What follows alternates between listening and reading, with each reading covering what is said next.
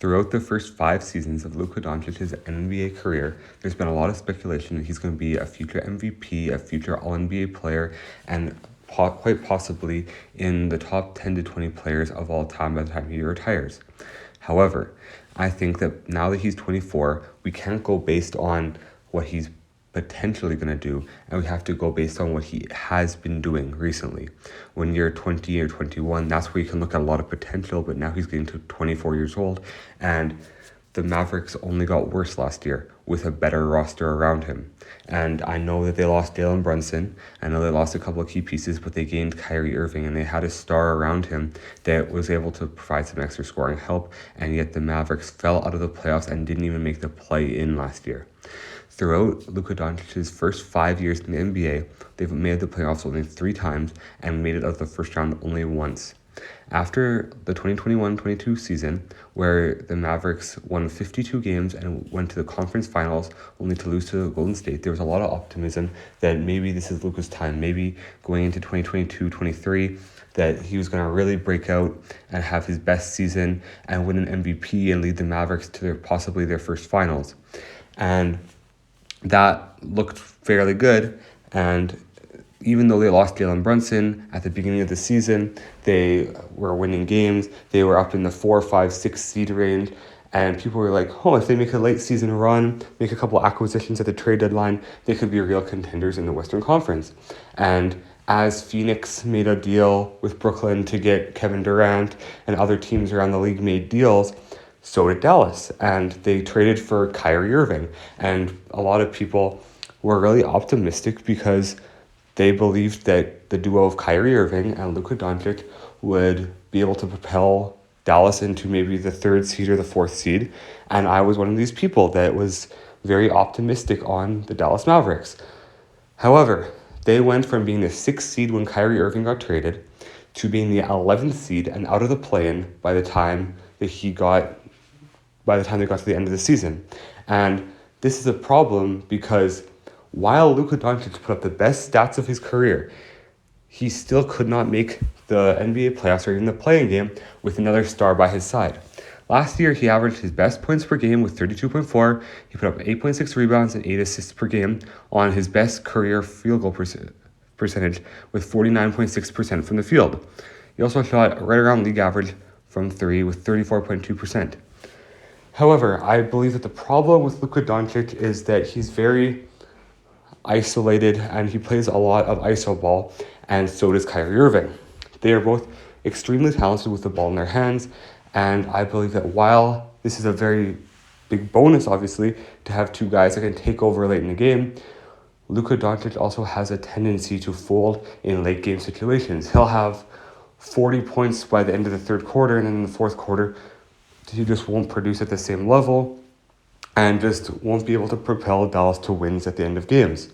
And while he does average 8 assists per game, a lot of those assists are him getting bailed out with last-second passes late in the shot clock.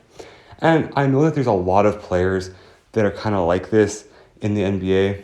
There's a lot of players that will take 22 seconds of the shot clock and then pass to an unopen teammate with 2 seconds left in the shot clock, and the teammate will score, giving them an assist.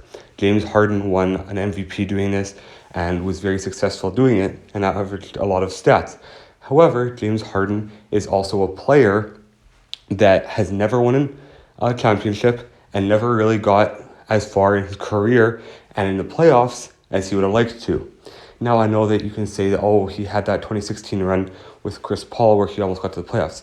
Chris Paul was a distributor that year, and James Harden kind of had to change how he played with Chris Paul. Chris Paul was the real facilitator of that team, and you saw how when Chris Paul went down with an injury in Game 6 against the Golden State Warriors in the Western Conference Finals, that team fell apart, and they ended up missing 27 threes in a row in Game 7 to lose to the Warriors. Chris Paul was a real facilitator for that team. If you put prime Chris Paul, or even 2016 Chris Paul, with Luka Doncic, I believe that they would be a lot better. But the problem with Luka Doncic is that he cannot play winning basketball. Throughout his first 5 seasons, they've only made it out of the first round 1 time. And that that year was very impressive, but then they got to the conference finals and got rolled over by a complete team and by a superstar in Steph Curry. Now, at the time, people were really saying, is Luka Doncic better than Steph Curry? Because Steph was on the downturn of his career. He had missed some time in the couple seasons leading up to that. But that series really proved to me that Steph and Luka are not the same player and that they're not comparable. Because Steph, even as he's getting older, has developed his game into playing a winning style of basketball. Steph doesn't have to play on the ball and have the ball in his hands at all times to be successful. Steph can come off a billion screens. Draymond will give him a screen, Clay will give him a screen, and he'll catch the ball and shoot. And that'll be he'll touch the ball for 3 seconds on a possession and he'll make something happen. Or he can bring the ball up and facilitate to a teammate. However, this is where Luka really struggles. He needs to have the ball in his hands to be a facilitator and to be a scorer. With a guy like Steph, he can also just be a decoy. He doesn't need to have the ball to do something. He moves off the ball, and that allows his teammates to be set up with open opportunities to score the basketball. Sometimes with so much attention attracted to Steph, Clay will get a good look or an open look or one-on-one coverage. And with Luka, when Luka doesn't have the ball and when Kyrie is handling the ball, there's just a kind of a stagnation in their offense where if Luka has the ball, Kyrie stands in the corner or on the wing and doesn't move, and vice versa. If Kyrie has the ball, if Luka has the ball, Kyrie's off to the side. So I don't think that this is winning team basketball because it seems like they just take turns playing iso ball to try to get their own stats.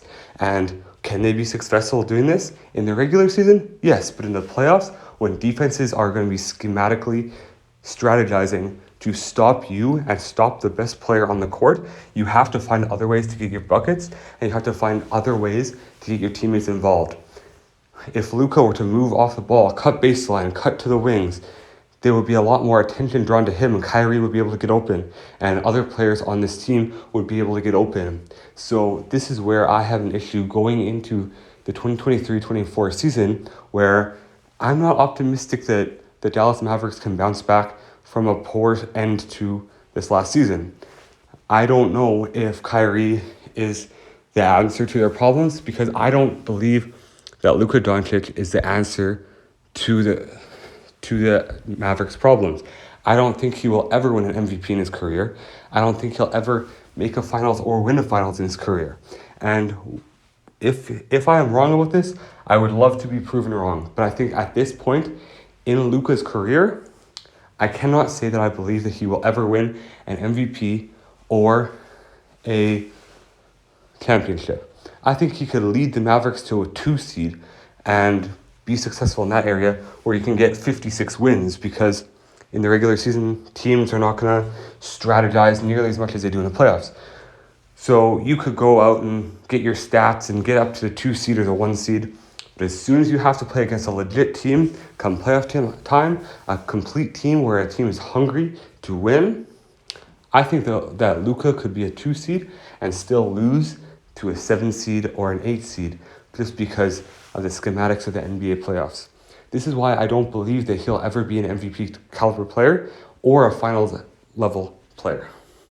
Let me know in the comments section if you think that Luka will ever win an MVP or win a finals. God bless you all. I hope you have an amazing day. Make sure to subscribe to the channel. I'm trying to hit 1,000 subscribers by April. God bless.